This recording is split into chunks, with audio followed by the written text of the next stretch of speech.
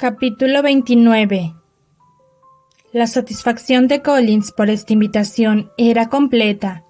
No había cosa que le hiciese más ilusión que poder mostrar la grandeza de su patrona a sus admirados invitados y hacerles ver la cortesía con la que esta dama les trataba a él y a su mujer. Y el que se le diese la ocasión para ello tan pronto era un ejemplo de la condescendencia de Lady Catherine que no sabría cómo agradecer.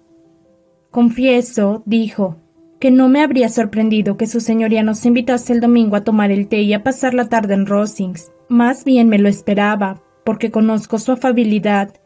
Pero, ¿quién habría podido imaginarse una atención como esta? ¿Quién podría haber imaginado que recibiríamos una invitación para cenar? Invitación, además, extensiva a todos los de la casa, tan poquísimo tiempo después de que llegasen ustedes». «A mí no me sorprende», replicó Sir William, «porque mi situación en la vida me ha permitido conocer el verdadero modo de ser de los grandes.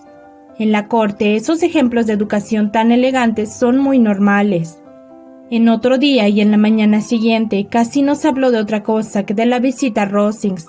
Collins les fue instruyendo cuidadosamente de lo que iban a tener ante sus ojos, para que la vista de aquellas estancias, de tantos criados y de tan espléndida comida, no les dejase boquiabiertos.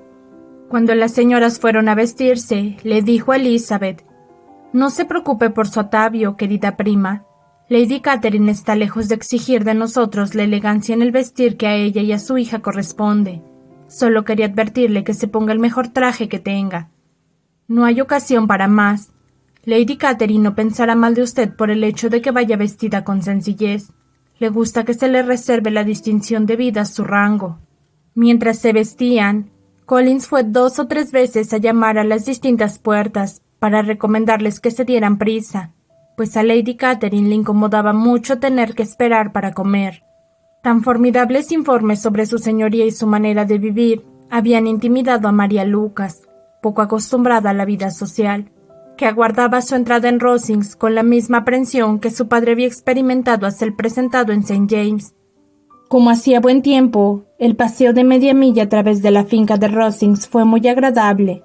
Todas las fincas tienen su belleza y sus vistas, y Elizabeth estaba encantada con todo lo que iba viendo, aunque no demostraba el entusiasmo que Collins esperaba, y escuchó con escaso interés la enumeración que le hizo de las ventanas de la fachada y la relación de lo que las vidrieras le habían costado a Sir Lewis de Bourgh, mientras subía la escalera que llevaba al vestíbulo.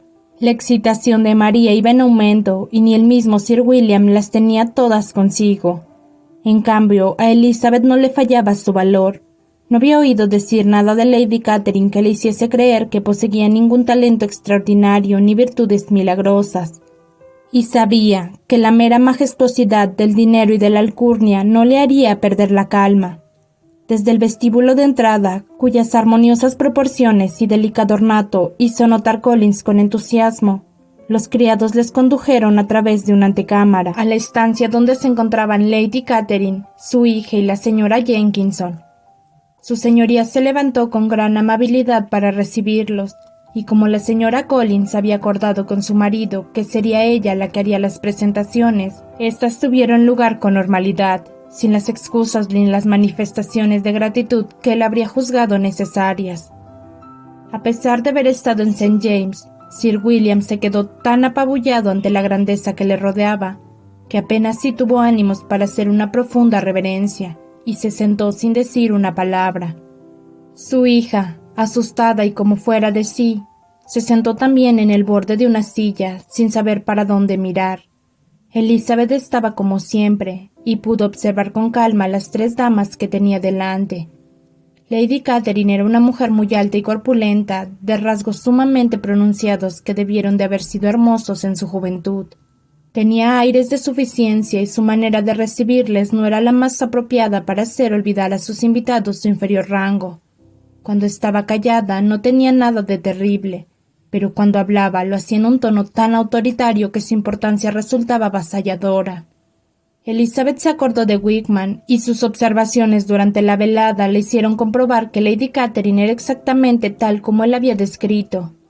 Después de examinar a la madre, en cuyo semblante y conducta encontró enseguida cierto parecido con Darcy, volvió los ojos hacia la hija y casi se asombró tanto como María al verla tan delgada y tan menuda. Tanto su figura como su cara no tenían nada que ver con su madre. La señorita de Bourne era pálida y enfermiza.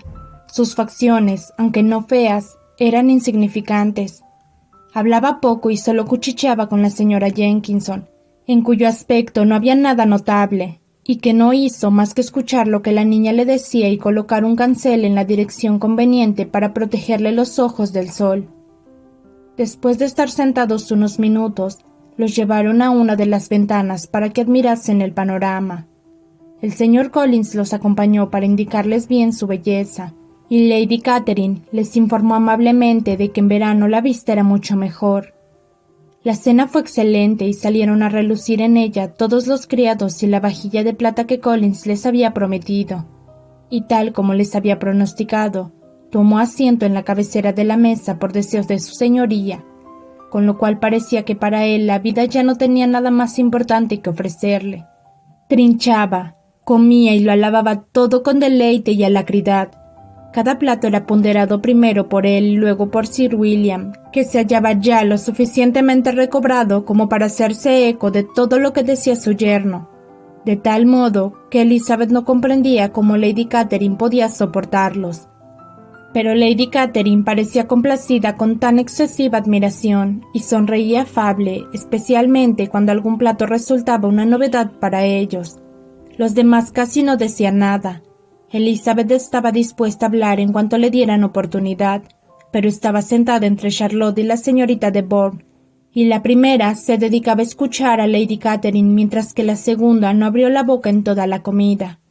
La principal ocupación de la señorita Jenkinson era vigilar lo poco que comía la señorita de Bourne, pidiéndole insistentemente que tomase algún otro plato, temiendo todo el tiempo que estuviese indispuesta. María creyó conveniente no hablar y los caballeros no hacían más que comer y alabar.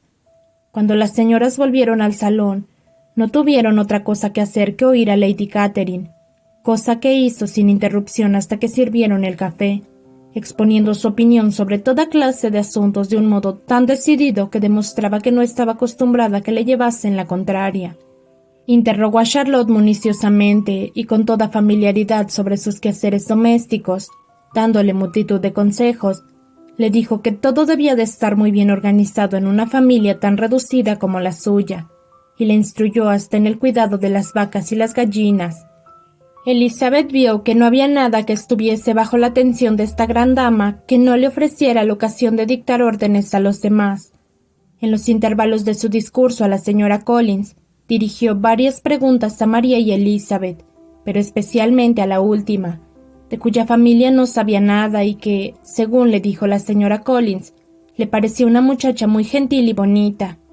Le preguntó en distintas ocasiones cuántas hermanas tenía, si eran mayores o menores que ella, si había alguna que estuviera para casarse, si eran guapas, dónde habían sido educadas, qué clase de carruaje tenía su padre y cuál había sido el apellido de soltera de su madre.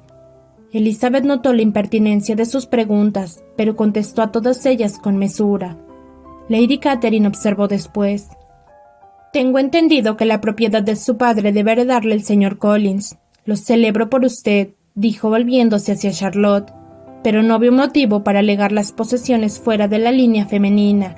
En la familia de Sir Lewis de Bourne no se hizo así». «¿Sabe tocar y cantar, señorita Bennet?» «Un poco». «Ah, entonces tendremos el gusto de escucharla en algún momento. Nuestro piano es excelente, probablemente mejor que el de...» «Un día lo probará usted. ¿Y sus hermanas tocan y cantan también?» «Una de ellas sí. ¿Y por qué no todas?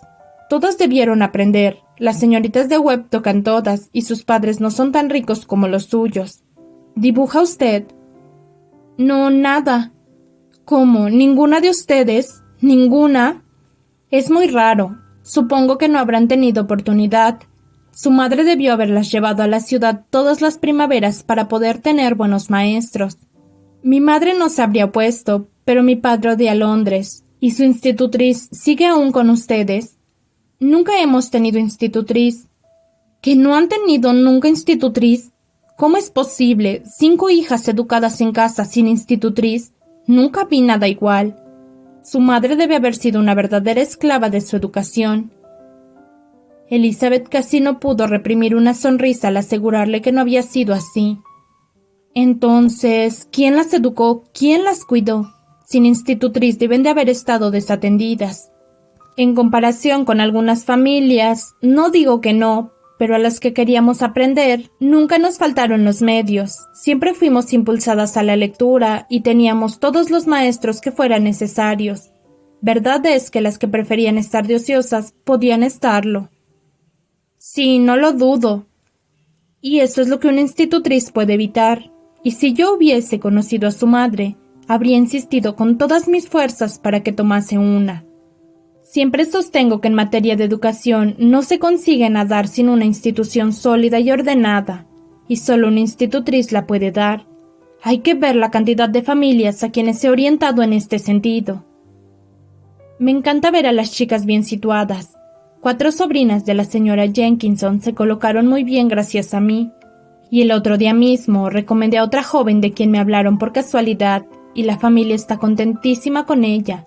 Señor Collins, le dije a usted que ayer estuvo aquí Lady Metcalfe para darme las gracias. Asegura que la señorita Pope es un tesoro. Lady Catherine, me dijo, me ha dado usted un tesoro. ¿Ha sido ya presentada en sociedad alguna de sus hermanas menores, señorita Bennet? Sí, todas. ¿Todas? ¿Cómo? ¿Las 5 a la vez? ¡Qué extraño! Y usted es solo la segunda, las menores presentadas en sociedad antes de casarse las mayores. Sus hermanas deben de ser muy jóvenes. Sí, la menor no tiene aún 16 años. Quizás demasiado joven para haber sido presentada en sociedad. Pero en realidad, señora, creo que sería muy injusto que las hermanas menores no pudieran disfrutar de la sociedad y de sus amenidades, por el hecho de que las mayores no tuviesen medios o ganas de casarse pronto. La última de las hijas tiene tanto derecho a los placeres de la juventud como la primera. Demorarlos por ese motivo creo que no sería lo más adecuado para fomentar el cariño fraternal y la delicadeza de pensamiento. «Caramba», dijo su señoría, «para ser usted tan joven da sus opiniones de modo muy resuelto. Dígame, ¿qué edad tiene?» «Con 3 hermanas detrás ya crecidas», contestó Elizabeth sonriendo. «Su señoría no puede esperar que se lo confiese». Lady Catherine se quedó asombradísima de no haber recibido una respuesta directa, y Elizabeth sospechaba que había sido ella la primera persona que se había atrevido a burlarse de tan majestuosa impertinencia. «No puede usted tener más de 20, estoy segura, así que no necesita ocultar su edad. Aún no he cumplido los 21. Cuando los caballeros entraron y acabaron de tomar el té, se dispusieron las mesitas de juego. Lady Catherine, Sir William y los esposos Collins se sentaron a jugar una partida de cuatrillo, y como la señorita de Bourgh prefirió jugar al casino, Elizabeth y María tuvieron el honor de ayudar a la señora Jenkinson a completar su mesa, que fue aburrida en grado superlativo. Apenas se pronunció una sílaba que no se refiriese al juego, excepto cuando la señora Jenkinson expresaba sus temores de que la señorita de Bourgh tuviese demasiado calor o demasiado frío, demasiada luz o demasiado poca. La otra mesa era mucho más animada. Lady Catherine casi no paraba de hablar, poniendo de relieve las equivocaciones de sus compañeros de juego o relatando alguna anécdota de sí misma. Collins no hacía más que afirmar todo lo que decía su señoría, dándole las gracias cada vez que ganaba y disculpándose cuando creía que su ganancia era excesiva. Sir William no decía mucho. Se dedicaba a recopilar en su memoria todas aquellas anécdotas y tantos nombres ilustres.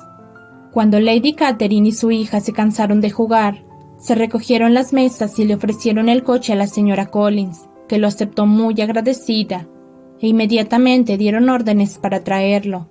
La reunión se congregó entonces junto al fuego para oír a Lady Catherine pronosticar qué tiempo iba a ser al día siguiente.